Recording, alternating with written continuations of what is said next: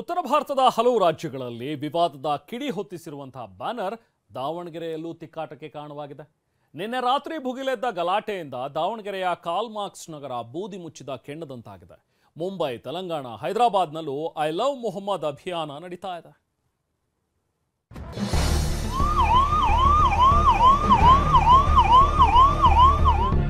ದಾವಣಗೆರೆಯ Karl marks ನಗರ ನಿನ್ನೆ ರಾತ್ರಿ ಕಾದ ಕಾವಲಿಯಂತಾಗಿತ್ತು.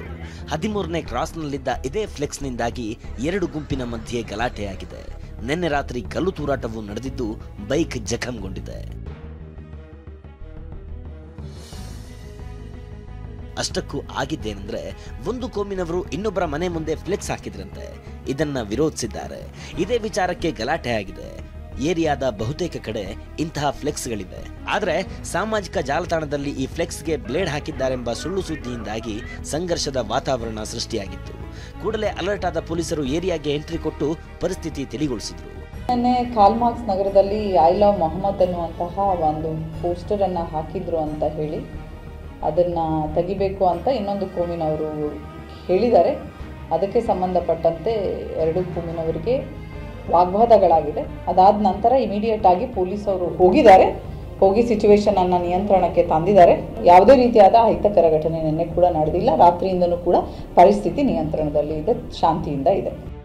ಈ ಮಧ್ಯೆ ಬಿಜೆಪಿ ಮುಖಂಡರು ಗಾಯಾಳುಗಳ ಮನೆಗಳಿಗೆ ಭೇಟಿ ನೀಡಿದ್ರು, ಕುಟುಂಬಸ್ಥರಿಗೆ ಧೈರ್ಯ ತುಂಬಿದ್ರು. ಆದರೆ ಘಟನೆ ಕುರಿತು ಎರಡೂ ಕಡೆ ಗುಂಪಿನ 107 ಜನರ ವಿರುದ್ಧ ಎಫ್ಐಆರ್ ದಾಖಲಾಗಿದೆ.